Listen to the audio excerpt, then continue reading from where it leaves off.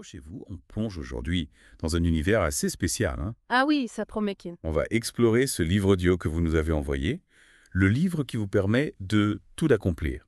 Hmm, Avec ses 13 leçons sur la vie des maîtres, ces personnes, discrètes, presque secrètes, qui font des choses incroyables. Oui, et ce qui est fascinant avec ce livre, c'est qu'il puise beaucoup dans la philosophie orientale, Ah oui. notamment l'hindouisme et les enseignements védiques.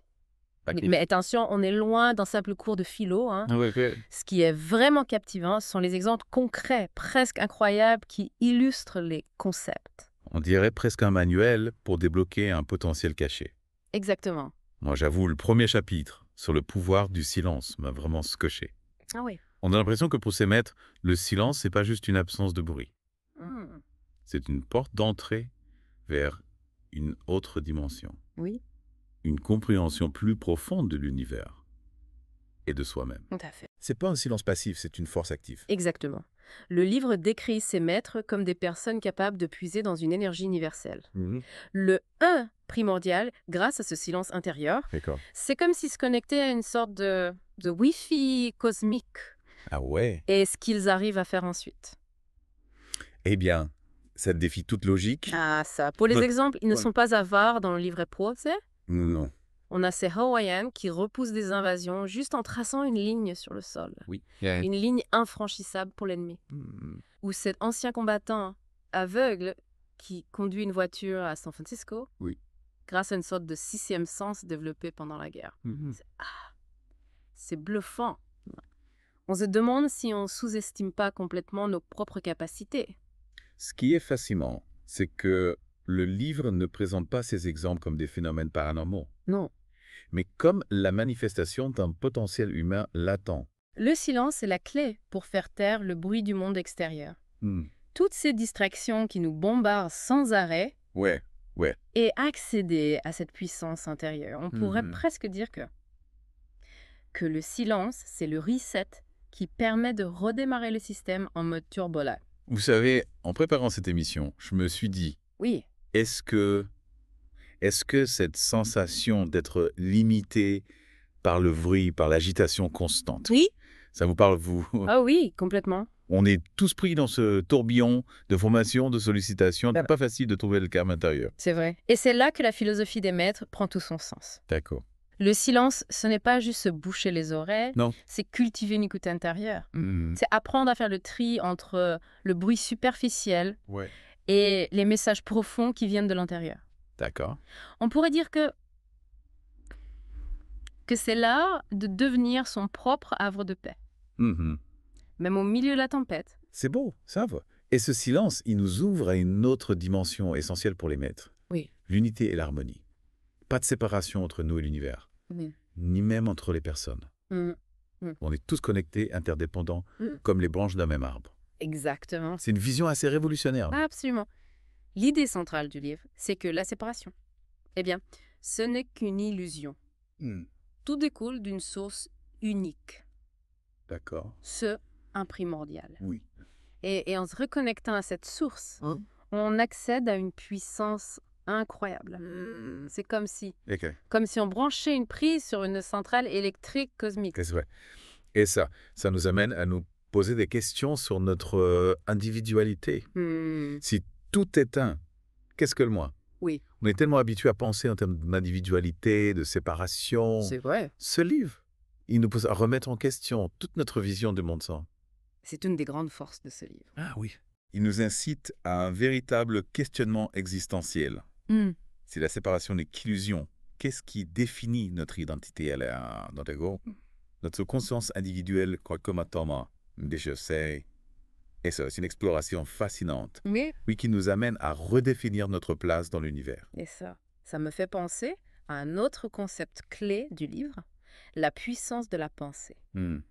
Souvent, on a l'impression que penser, c'est passif. Oui. Mais le livre nous dit que la pensée, c'est une force active capable de façonner la réalité. Tout à fait. Un peu comme une onde qui se propage et qui a un impact réel sur le monde qui nous entoure. Oui. Des pensées négatives engendrent des résultats négatifs.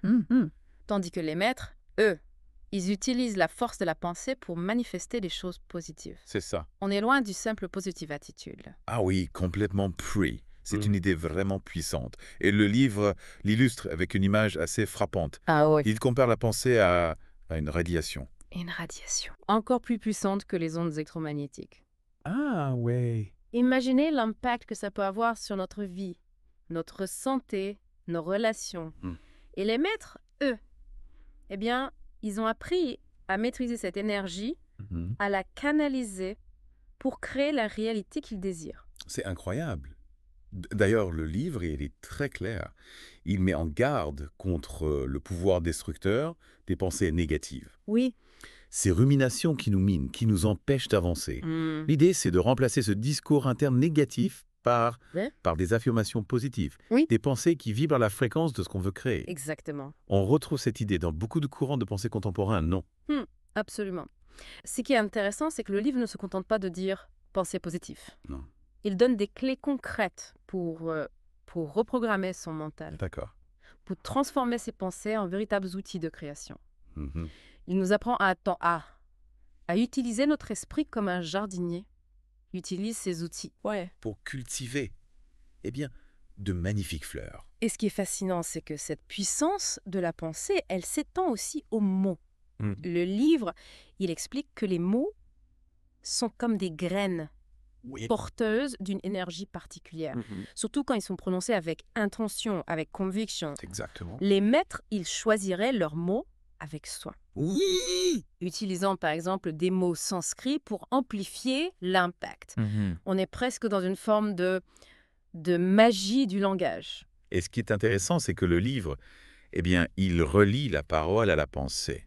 D'accord. Un mot prononcé sans intention, sans conviction, il n'aura aucun impact. C'est la force de la pensée qui lui donne vie, qui le charge d'énergie. D'accord. C'est comme si chaque mot était un petit vaisseau spécial et que la pensée était le carburant qui lui permet de décoller.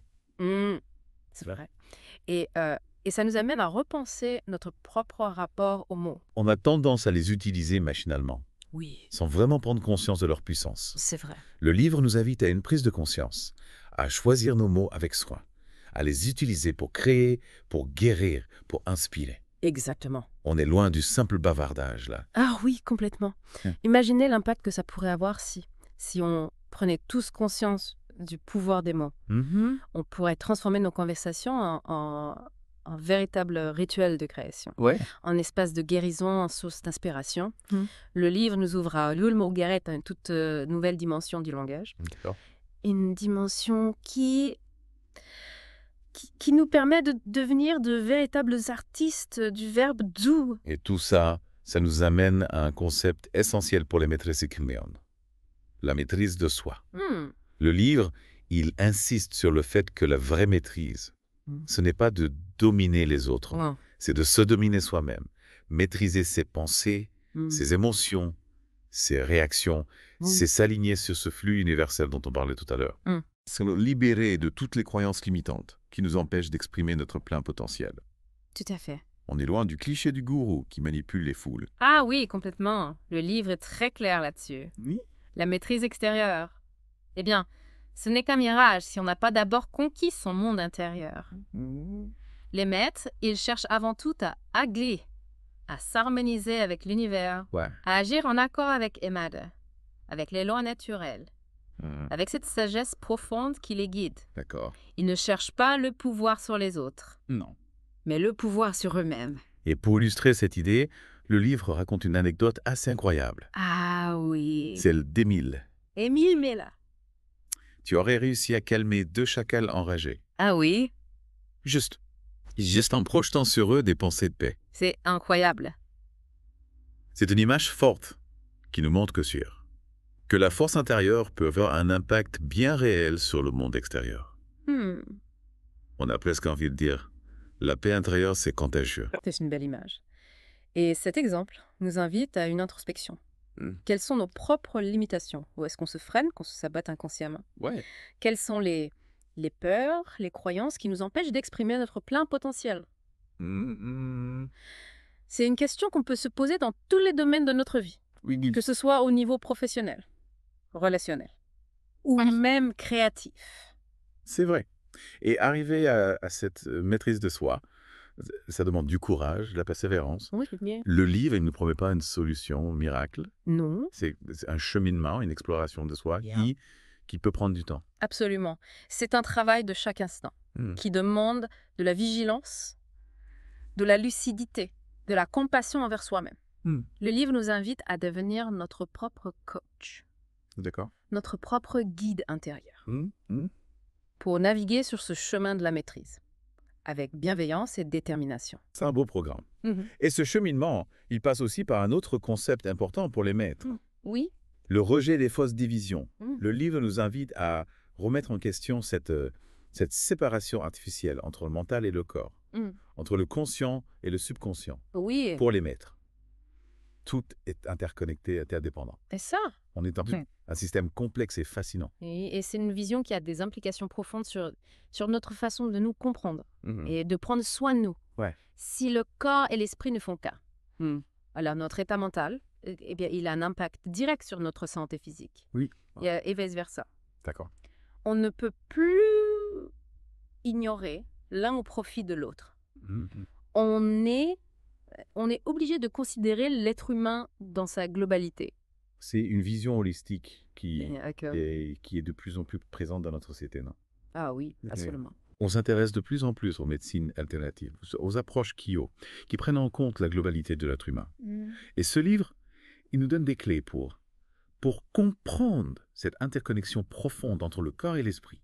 Oui. Pour apprendre à les harmoniser, à les faire vibrer à l'unisson. C'est une véritable invitation à se reconnecter à soi-même, à écouter les messages de son corps et à décoder les signaux que notre conscient nous envoie. On peut dire que le livre nous donne un mode d'emploi pour devenir le meilleur ami de notre propre corps. Pour créer une alliance puissante entre notre mental et notre physique. Et cette alliance, elle nous permet d'accéder à une autre dimension clé pour l'intuition. Le livre nous dit que l'intuition, ce n'est pas juste un sixième sens. Non. C'est une voie d'accès à une connaissance directe. Oui. Une sagesse qui transcende les sens. Et qui se connecte directement à la source universelle. Exactement. On est loin de la simple intuition féminine dont on parle souvent. Ah oui, complètement. Ce qui est intéressant, c'est que le livre, eh bien, il présente l'intuition comme une faculté accessible à tous, mais qui demande à être cultivée, développée. D'accord. Ce n'est pas un don réservé à une élite. Non. C'est une capacité que chacun peut réveiller en soi, en apprenant à écouter sa voix intérieure, à faire taire le mental pour laisser émerger cette sagesse profonde. Alors, comment on fait pour cultiver cette intuition? Le livre, il donne des pistes concrètes. Oui, bien sûr. Parce qu'on a toutes des intuitions, des pressentiments. Mais comment savoir si on est sur la bonne voie? Comment distinguer la vraie intuition du simple délire? Le livre insiste sur l'importance du discernement. Il met en garde contre les dérives de l'intuition, notamment dans Tom élevé par un orbe de Or, dans le domaine du paranormal, où elle peut être facilement manipulée, déformée. La véritable intuition, c'est celle qui nous connecte à notre vérité profonde, à notre essence divine. Pour la développer. Oui. Le livre nous invite à cultiver le silence, l'écoute intérieure, la méditation. D'accord. C'est en créant cet espace de paix intérieure que l'intuition peut émerger et nous guider sur notre chemin. Et ce chemin, pour les maîtres, c'est celui de la réalisation de soi, de l'accomplissement de son plein potentiel. Le dernier chapitre du livre, il nous invite à passer à l'action, à vivre la vie d'un maître. C'est-à-dire à incarner ces principes dans notre vie quotidienne. Oui. À ne pas les laisser au stade de la théorie. Non. Mais à les transformer en une véritable philosophie de vie. Exactement. On est loin du simple livre de développement personnel. Ah oui, complètement. Ce qui est intéressant, c'est que le livre, eh bien, il ne nous impose pas un mode de vie rigide. Non. Un ensemble de règles à suivre à la lettre. Il nous invite plutôt à intégrer ces principes progressivement à notre rythme, en les adaptant à notre propre réalité. C'est quand même plus fait à volonté. Ah oui. On peut piocher ce qui nous inspire, ce qui résonne en nous, et laisser le reste de côté. L'important, c'est de faire un pas après l'autre, d'avancer sur ce chemin de la maîtrise avec conscience et bienveillance. Et ce qui est vraiment inspirant avec ce livre, c'est qu'il fait bien la différence entre les maîtres et les fakirs. Vous savez, c'est ces individus qui cherchent le spectacle, les pouvoirs surnaturels pour impressionner les autres. Les maîtres, eux, ils sont dans une démarche intérieure, une transformation profonde qui se reflète dans tous les aspects de leur vie. Leur but, ce n'est pas d'accumuler des pouvoirs, c'est de vivre en accord avec leur nature profonde, en harmonie avec l'univers. On sent une vraie humilité dans leur approche. Oui, c'est ça. Ils ne cherchent pas à briller, à se mettre en avant. Non. Ils sont comme ces artisans qui travaillent dans l'ombre, patiemment, avec précision, pour créer des chefs-d'œuvre. Et leurs chefs-d'œuvre, eux, c'est leur propre vie, transformée par cette quête de la maîtrise intérieure. Et ce qui est fascinant, c'est que le livre nous invite à suivre leurs traces, à devenir nous-mêmes les artisans de notre propre transformation. Il nous donne des clés, des outils, mais c'est à nous de les utiliser, de les adapter à notre vie, à notre propre chemin. Concrètement, par où on commence? Le livre, il donne des pistes pour intégrer ces principes dans notre vie de tous les jours. Alors, le livre, il ne nous donne pas de recette toute faite, un mode d'emploi à suivre à la lettre.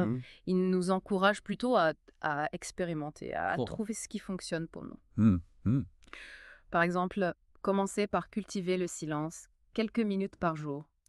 Être plus attentif à nos pensées. Choisir nos mots avec soin. Ce sont des petits paquis qui peuvent faire une grande différence à long terme. Oui, et c'est rassurant de savoir qu'on n'est pas obligé de tout révolutionner du jour au lendemain. Ah non, pas du tout. L'idée, c'est d'intégrer ces principes progressivement à notre rythme, en douceur, un peu comme un jardinier qui sème des graines et qui les laisse germer patiemment, sans les brusquer. Exactement. Et ce qui est intéressant, c'est que même ces petits changements, ils peuvent avoir un impact significatif sur notre vie. Par exemple, en cultivant le silence, eh bien, on peut découvrir une nouvelle clarté mentale, une concentration, une capacité de concentration accrue. En choisissant nos mots avec soin, on peut améliorer nos relations, créer des connexions plus authentiques. Ce sont des petites victoires qui nous encouragent à continuer sur ce chemin de la maîtrise. Et ce chemin, il passe aussi par l'acceptation de qui on est, de notre nature profonde. Le livre, il nous invite à ne pas lutter contre nos imperfections. Non. Mais à les accueillir avec bienveillance, à les transformer en force. C'est une approche qui me parle beaucoup, parce qu'on a souvent tendance à se focaliser sur nos défauts, à vouloir les corriger à tout prix.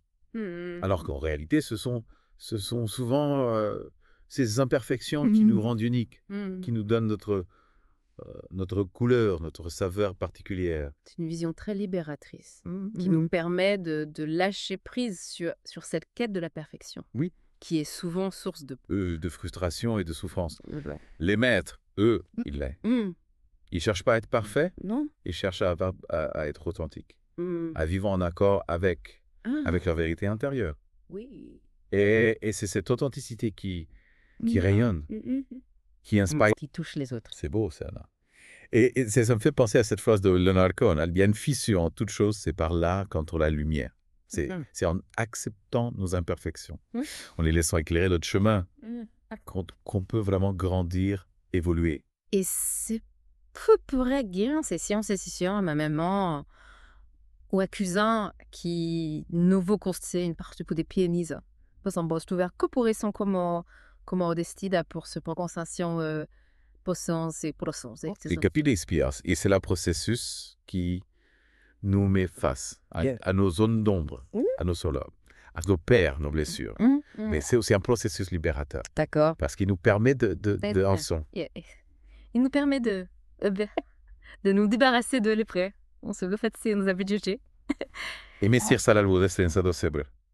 Oui, Hannah l'a andata sovversion se procession del posion et se obsession pour se passion le fait se poser. En l'objet italien, le séparation sébar. Le 22 béguillon des rondusions ou à qu'un lit de fiance de Tusselam pour qu'il de Tussetera. Et ce vol, vous le dit, avait dans le bar. On découvre les silences au bien intérieur, on abattait.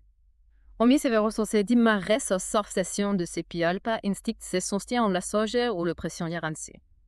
En arti, aveva le famiglie. On découvre une légèreté, une liberté intérieure, tout kirayo, dont on parlait tout à l'heure, c'est Osion Berthe. On va savoir l'heure.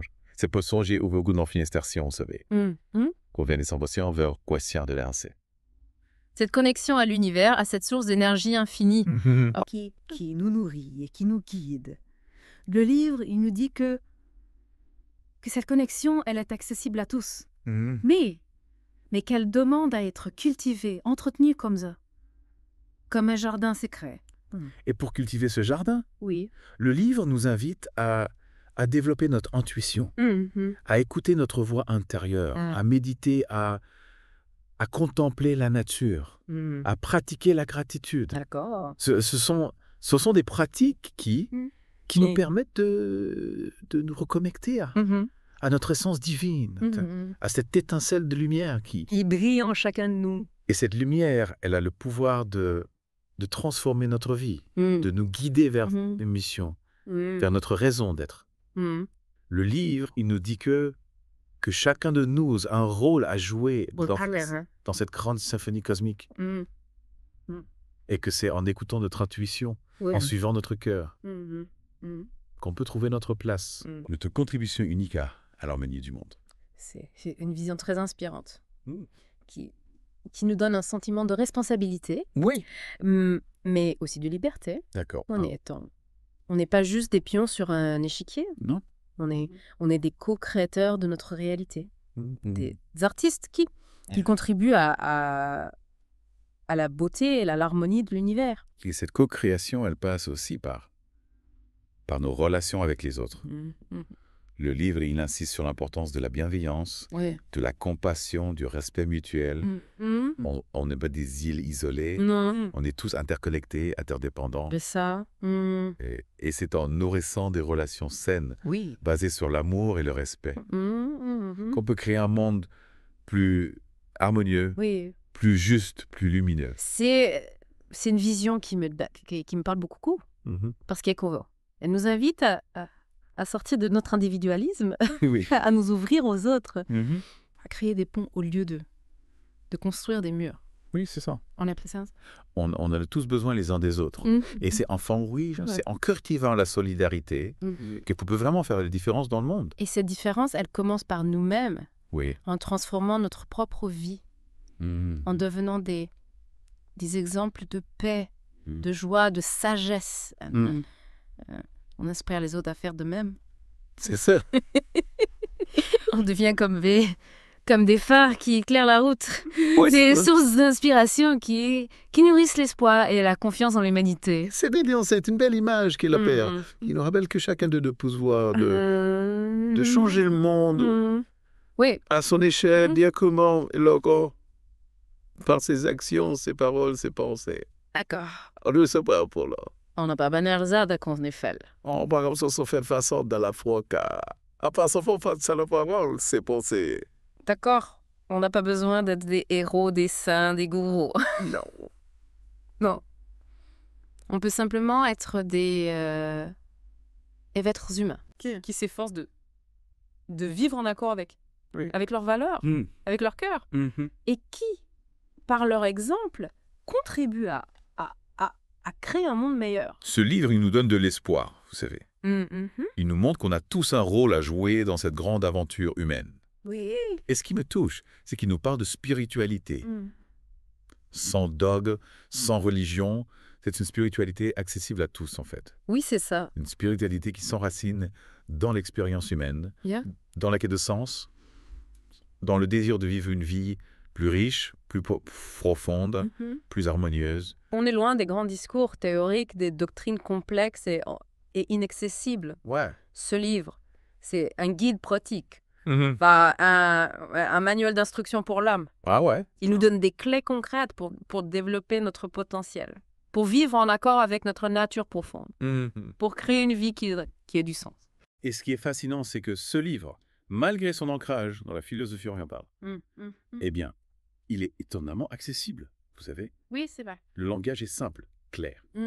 Et les exemples concrets, eh bien, ils permettent de bien comprendre les concepts. Oui. On n'a pas besoin d'être un expert en philosophie ou en spiritualité, pour se laisser toucher, inspirer par ce message. C'est vrai. Il y a une volonté de rendre ces enseignements universels, de les partager avec le plus grand nombre. D'accord. On sent que l'auteur, il a à cœur de transmettre cette sagesse ancestrale, de la dépoussiérer, de la rendre accessible à tous ceux qui cherchent des réponses, qui aspirent à une vie plus consciente, plus épanouie. Alors, après cette plongée dans le livre de Secon à Confilanto, qu'est-ce qui c'est toi? Qu'est-ce qui vous a le plus marqué, vous voir dans l'approche des maîtres? Qu'est-ce qui vous a fait vibrer? Qui a résonné en vous? Ce qui me fascine, c'est leur vision holistique de l'être humain. Cette conviction que nous sommes tous interconnectés. Reliés à une source d'énergie universelle. C'est une vision qui est là, qui nous ouvre à une autre dimension, qui nous invite à repenser notre place dans le monde, à nous voir comme des éléments d'un grand tout, des notes dans une symphonie cosmique. Et vous, qu'est-ce qui vous a le plus interpellé? Qu'est-ce qui vous a donné envie de creuser, d'explorer davantage? Ce qui m'a particulièrement touchée, c'est l'importance accordée au silence, à l'écoute intérieure. Dans notre monde hyper connecté, où on est constamment sollicité, bombardé d'informations. C'est un message précieux, un rappel essentiel. Le silence, il nous permet de nous reconnecter à nous-mêmes. À notre intuition, à notre sagesse profonde. C'est un espace de ressourcement, de créativité, de guérison. C'est une invitation à la simplicité, à l'essentiel, à ralentir, à respirer, à se recentrer. Exactement. Et c'est peut-être ça la clé de la maîtrise, finalement. Ah oui, revenir à l'essentiel, se libérer du féché, du superflu, pour laisser s'exprimer notre véritable nature. Découvrir ce qui est si noble, ce qui nous fait vibrer, ce qui donne du sens à notre vie. Alors, on pourrait se demander, y a-t-il un maître qui sommeille en chacun de nous? Est-ce qu'on a tout ce potentiel de sagesse, de puissance, de réalisation en nous? C'est une question que le livre nous laisse en suspens. Il ne nous donne pas de réponse définitive. Non. Il nous invite à explorer cette possibilité par nous-mêmes, à nous observer, à nous écouter, à expérimenter. Peut-être. En faisant taire le bruit du monde, en écoutant cette voix intérieure, on peut découvrir ce maître qui est en nous. Qui sait? C'est une belle perspective, n'est-ce pas? Un chemin d'exploration, de découverte, de transformation. Oui. Et c'est peut-être ça le véritable message de ce livre, finalement. De rappeler que nous avons tous un potentiel immense, une sagesse intérieure qui ne demande qu'à s'exprimer. À nous de créer les conditions pour créer. Pour que cette sagesse puisse émerger, s'épanouir. Et nous guider vers une vie plus riche, plus authentique, plus lumineuse. C'est une invitation à l'aventure, à la rencontre de soi. Un voyage intérieur qui peut nous mener bien plus loin qu'on ne l'imagine. Alors, chers auditeurs, à vous de jouer casse. Qu'allez-vous choisir de manifester dans votre vie? Quel maître allez-vous réveiller en vous? Accrochez-vous, on plonge aujourd'hui dans un univers assez spécial. Ah oui, ça promet, Kin. On va explorer ce livre audio que vous nous avez envoyé, le livre qui vous permet de tout accomplir. Avec ses 13 leçons sur la vie des maîtres, ces personnes discrètes, presque...